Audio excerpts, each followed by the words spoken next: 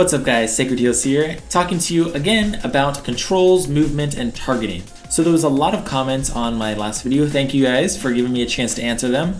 And so what I've done today is I've picked about 20 or so questions to answer, some of the most popular questions about movement, controls, and targeting.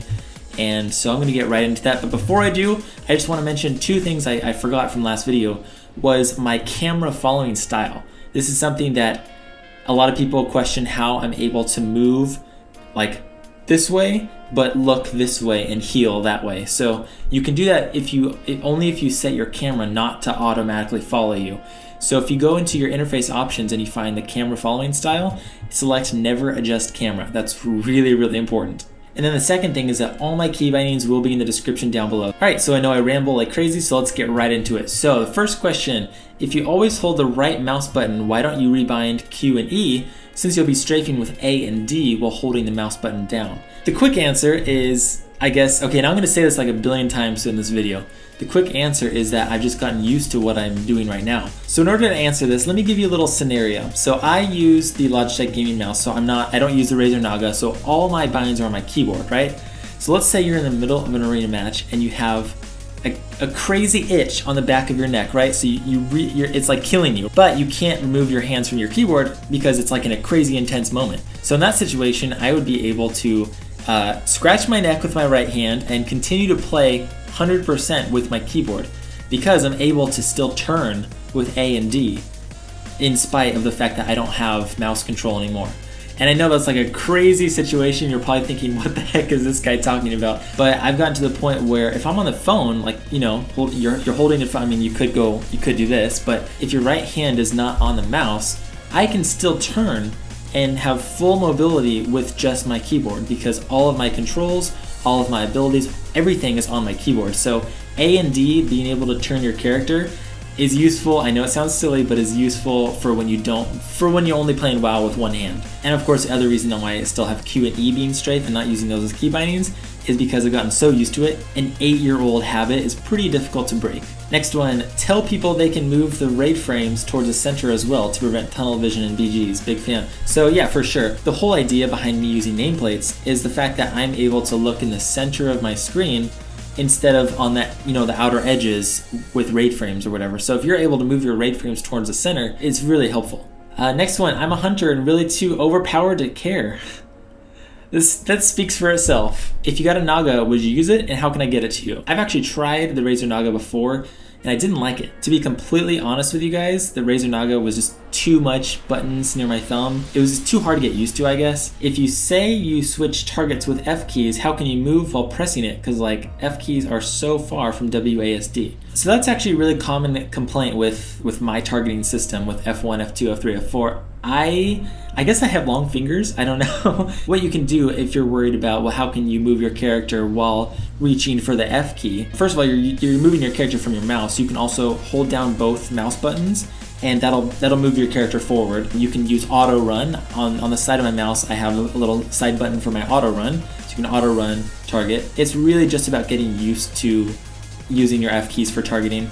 It's as simple as that. A lot of comments you guys have said that you use like shift scroll up, shift scroll down, and that's totally fine too. It's like the same idea. Thinking about me trying to adapt to shift scroll up, oh my gosh, like that would be impossible. So if you're just now trying to like learn how to use F1, F2, F3, it's probably gonna be really hard. So just do what you're most comfortable with. Do whatever works for you. And I know people always like to make claims like, if you don't do this, you're bad, or if you don't do this, you're inefficient, or whatever. But like, I mean, people have so many different user interfaces, ways of movement. I mean, do whatever seriously works for you. The only reason I'm uploading this video is just to kind of let you guys know, hey, this is what I do. I recommend it, but do whatever works for you. Somebody left a comment here. I'm just going to read it. I think it's a pretty good comment. I think it's important to note that you've got to get away from using Healbot and Voodoo to heal, especially in arenas. I switched up to healing with nameplates after watching old Sacred vids because I wasn't aware of what's going on around me in arenas. You get too dependent on keeping your eyes glued to several square inches of the screen that you don't even have a clue as to what's going on around you. And that's the whole idea, right? You want to be aware of your surroundings.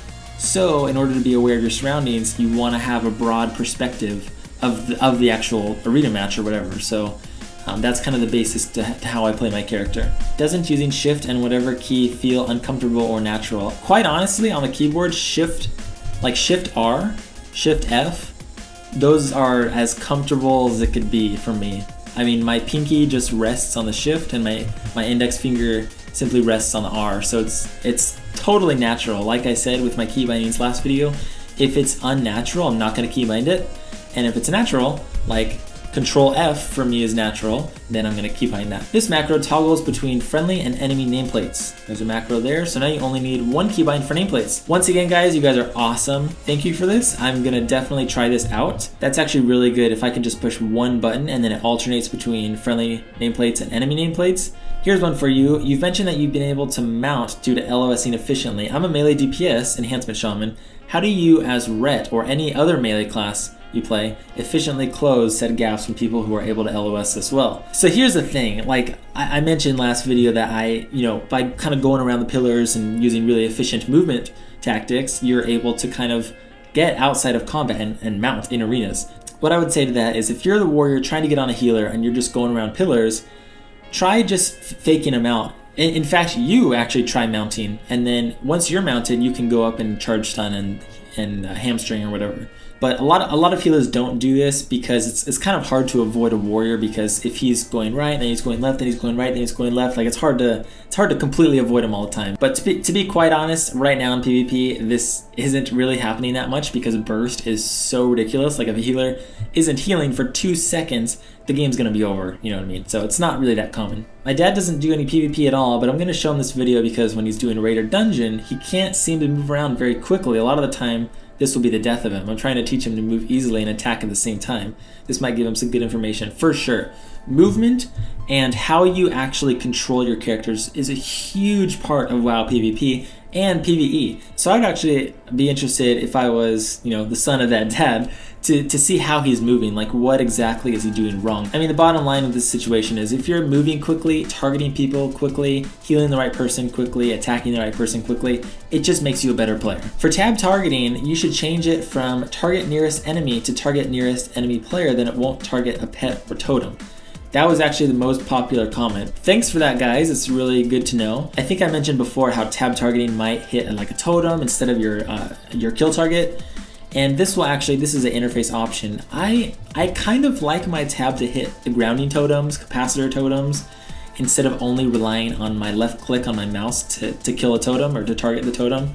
So I might try that out. You can actually make a macro for targeting enemy players, target arena 1, 2, 3, etc., and bind it on shift F1, shift F2, etc. So for sure, like I think I'm a broken record on this subject, but whatever works for you. If you like your targeting arena macros, arena 1, 2, 3, then that's totally fine. For me to actually switch up how I target my teammates, that would throw me off, and it would take, a couple of weeks to master again, and it's not worth it because I feel like I'm playing just fine. So, would you say that it can be bad and confusing for a healer to have similar keybinds? For instance, F, Control F, Shift F, Alt F.